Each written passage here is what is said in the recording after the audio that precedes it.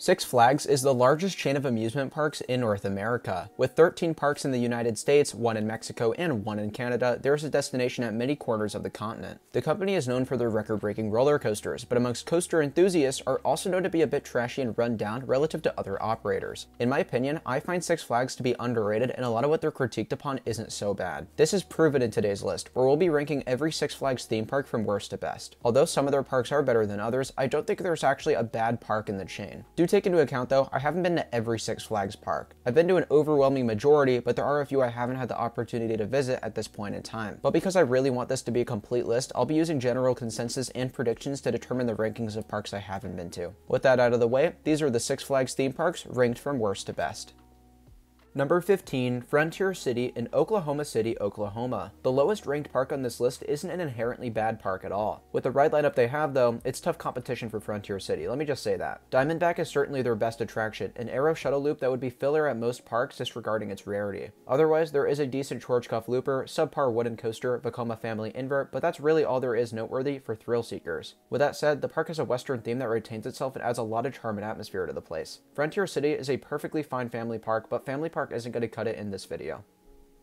Number 14, Great Escape in Queensbury, New York. Widely considered to be the worst park in the chain, a lot of enthusiasts are straying away from the stereotypes and finally getting out to the park themselves. And most of what I've heard from these people is that Great Escape is a surprisingly enjoyable place. The main difference in quality versus Frontier City is probably going to be more opinionated. Coaster-wise, their lineups are comparable, with a great classic wooden coaster in Comet, a rare intimate bobsled in Alpine bobsleds, and a couple cloned credits ranging from meh to flat out bad. The theme is mostly why I give Great Escape the edge though. The Western theme at Frontier City looks pleasant, but it's something that can't be found at other parks. Great Escape's fairy tale theming is certainly more unique and something that few American parks can counter with. It's definitely a close competition, but I think this park has a bit more going for it than Frontier City does. Number 13, La Ronde in Montreal, Quebec, Canada. A park that gets a lot of hate because of a certain video made by a certain someone is not fairly critiqued in my opinion, but those who have actually been recently don't have too many negative things to say about La Ronde. We'll start with the setting, since this park is located basically on an island and is entirely surrounded by water. And then comes the coasters, which is a pretty weak lineup but still stronger than the past two parks. Goliath is a B&M mega coaster better than any ride at Great Escape and Frontier City. Then their second best is probably Vampire, which is a great ride, but Batman cleanse can be found everywhere. Afterwards, no coasters at La Ronde look all too great, to be honest. They do have some good flat rides though, and La Ronde gets bonus points for selling poutine, which is amazing. Number 12, Six Flags Darien Lake in Darien Center, New York. Okay, I'll admit it, this park might be a little unfairly ranked, but I haven't been here and I find it very difficult to stack up. Let's look at the coasters first. Ride of Steel is an underrated Intamin hyper, which I can speak from experiences I've ridden an identical ride at Six Flags America. Then Tantrum is likely their second best, which compared to La Ronde's second best is honestly probably a bit weaker. I get that it's more unique than a Batman Clone, but I'd take one of those any day over a small Eurofighter. They do have some decent supporters after this, like Viper and Moto Coaster, but from there, the ride lineup really dies severely. They don't even have the usual Six Flags flat rides or dark rides since it was newly acquired by the company. What does give Darien Lake the edge over La Ronde though are manageable crowds on most days and better crowd management, I'd say. This makes for a better overall experience since La Ronde routinely gets very busy from the looks of it. We all know better than anyone that a crowded day at a Six Flags park is a no-go. Darien Lake looks like a fun time and I look forward to getting out here when I can. Number 11, Six Flags Discovery Kingdom in Vallejo, California. We finally made it to the point in the video where I've been to every park onwards with the exception of one, which we'll get to later. Discovery Kingdom is a park that I visited just this past November, and I enjoyed my stay despite all of the headaches. The reason this park may seem low to a lot of you is because when I attended, and take into account it's been like this most of the season, the operations were horrible. One train on all the coasters but one, yes this includes Joker and Medusa, with constant breakdowns and poor dispatches. Plus, I didn't think the ride lineup was as great as it appears on paper. Joker is the one exception, as that coaster is underrated and amazing. Medusa was underwhelming though, and I'm not a huge fan of Skyrocket 2, so Superman was kind of a dud. It also doesn't help that Flash has been closed for over a year due to delayed rehab work, and that the rest of the attractions are mostly below average clones. Now I do admit, I never bothered checking out the animals, and I know that's a huge selling point for Discovery Kingdom. The reason being is because 1, it isn't much of an interest for me, and 2, the back half of the park is really ugly and unpleasant to be in. The front half is definitely the place to be, as it's landscaped beautifully and is where you'll find most of the major attractions. Clearly, this park is a mixed batch, but it has a lot of potential. I really look forward to coming back next year and giving it another shot.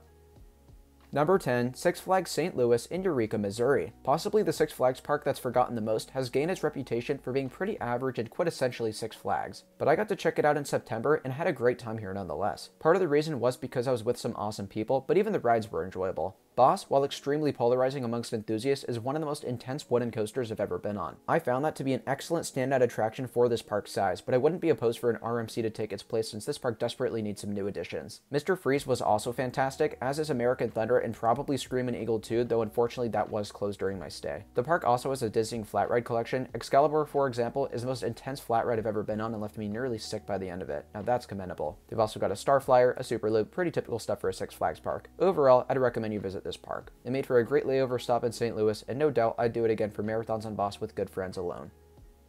Number 9, Six Flags America in Bowie, Maryland. This is what I'd consider to be the most underrated park in the chain. And it's not just me. Ever since this park had a new president last year, coaster enthusiasts have considered this park to be a huge turnaround. Let's begin by talking about the operations. In the past, this place has been trashed by enthusiasts for having some of the slowest ops of any corporate park. But when I visited this summer, I was greeted by the fastest operations of any Six Flags park in America. Crews were pumping out trains left and right and even counting down seconds to get through the air gates. I also really enjoyed the patriotic theme towards the front of the park and generally how the park is being maintained as a whole. For coasters, Superman Ride of Steel is a great standout that I found to be severely underappreciated. Batwing was also a lot of fun, and so was Wild One and Joker's Jinx. Another thing I noticed was that the park had everything open with very limited breakdowns, and when things did go down, they would be back up within 20 minutes. This includes an incident where Ragin' Cajun got stuck midway through the course, and crews immediately got to working on it. With all the positives I do have to say about this park, let me make it clear that it still has some Six Flags character traits, and I don't really mean that in a good way. The food and restaurants were always mediocre quality, some buildings were in need of a makeover, etc, etc. But all things considered, I did not understand the hate for this park, and I think the culprit is that people won't give this place another chance. Get out here and see it for yourself, because Six Flags America is genuinely headed in the right direction.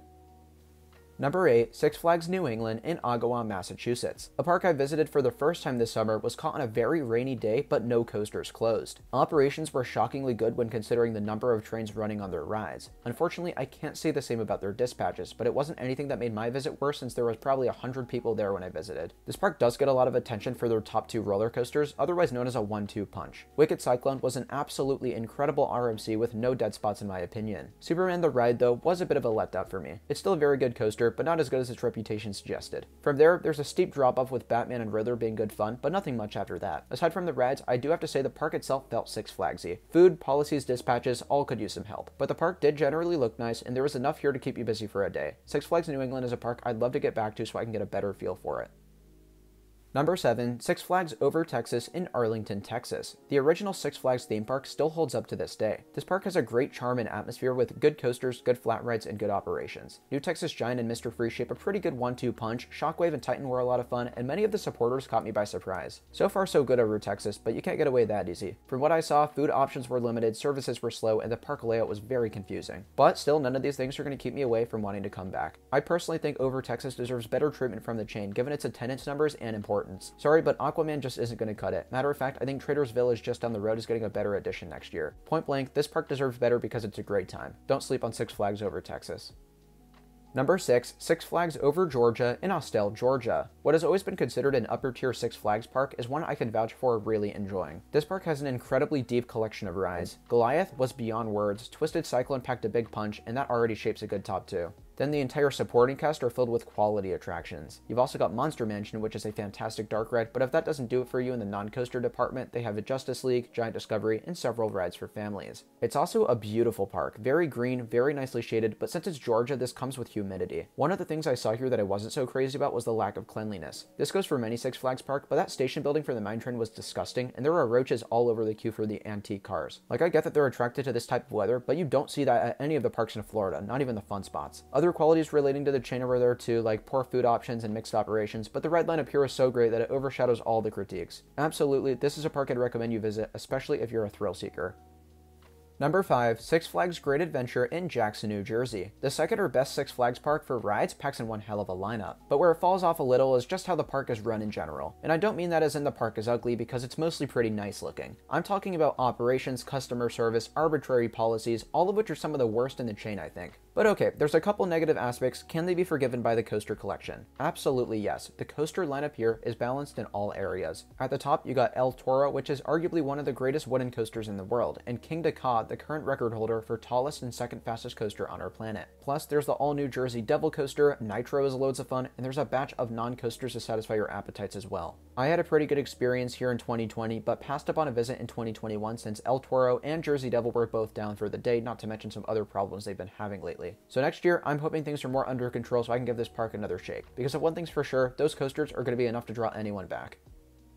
Number 4, Six Flags Mexico in Mexico City. Someone please explain to me how the one Six Flags park built in a third world country is the best run park of all amusement operators out there. I got to visit this park just before summer and was blown away by the amount of things it does well. For starters, let's address the coaster since I know it isn't exactly the recipe for a top 4 park on this list. So you got Medusa Steel Coaster, that's an amazing RMC, and Superman El Ultimo Escape is the best Morgan coaster ever built. So for starters, a great 1-2 punch, but the drop off after this is pretty severe. The third place coaster here is probably Batman the Ride, which is a Vekoma SLC, albeit a very smooth and well-maintained iteration. This leads me to talk about the park's maintenance. All of the rides that are usually rough at other parks are actually smooth here. Other parks in the same chain have a hard time maintaining their abysmally rough SLCs, but not this one. Another thing, everything here was running to their fullest potential. Every water ride was open, every tower of their SNS drop tower was going, and multiple trains were running on every coaster here that allows for it. You could tell that efficiency was a priority because this park has the best operations of any Six Flags park, every Cedar Fair park, and even Hershey Park I've ever seen.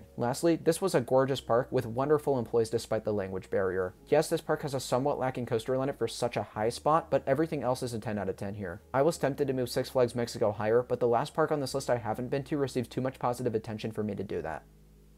Number 3, Six Flags Great America in Gurnee, Illinois. From what I hear, because remember I've not been here, this park is pretty much perfect in every area. The one exception I can think of is a lack of an elite ride. Their best coasters are probably Goliath, Raging Bull, and Max Force, all fantastic coasters but not god tier attractions. Which keep in mind, I personally find great importance in 1 or 2 elite coasters. I think that can really shape a park. But regardless, after this, Six Flags Great America has perhaps one of the deepest lineups of any park in America. I won't name them all, but between the Woodies, B&Ms, launches, and classics, there's really so much to choose from. It also looks like they've got appearance, operations, and several minor variables on lockdown relative to other parks in the chain. My final thoughts are that this park looks incredibly well-rounded. If they just had a set of truly world-class coasters, I think it would shoot past 2 on the list and possibly be able to take the top spot as well.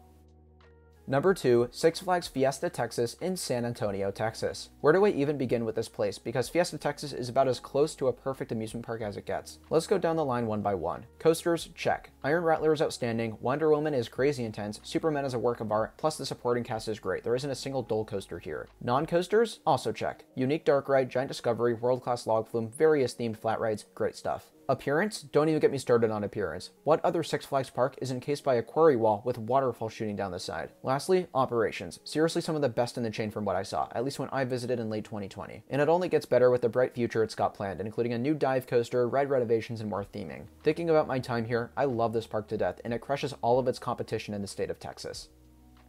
Number 1, Six Flags Magic Mountain in Valencia, California. It's inches close between this park and Fiesta, Texas, but you've got to give the flagship park the W. Without mentioning anything else, we need to get one thing straight. This park has the best roller coaster lineup ever, with the exception of Cedar Point. X2 is one of the most intense rides in the world. Twisted Colossus is an airtime machine. Tatsu is an elite flying coaster. Apocalypse is an underappreciated GCI. Full Throttle is an underrated launch coaster, as is Superman, as is West Coast Racers. Riddler's Revenge is a monster of a stand-up, Scream is an unfairly hated floorless, Viper is amazing for an aero, Batman is the best ride of its clones, and Wonder Woman Flight of Courage is going to be a fantastic RMC. Plus, consider the flat rides, consider the genuine beauty of this park, the terrain, and suddenly it's no wonder why it's at the top of the list. Also, not enough people give this park the credit it deserves and relates to atmosphere, operations, reliability, etc., even on weekdays. I consider this park to be the closest thing there is to Cedar Point, solidifying its top spot on the long list of Six Flags theme parks around the world.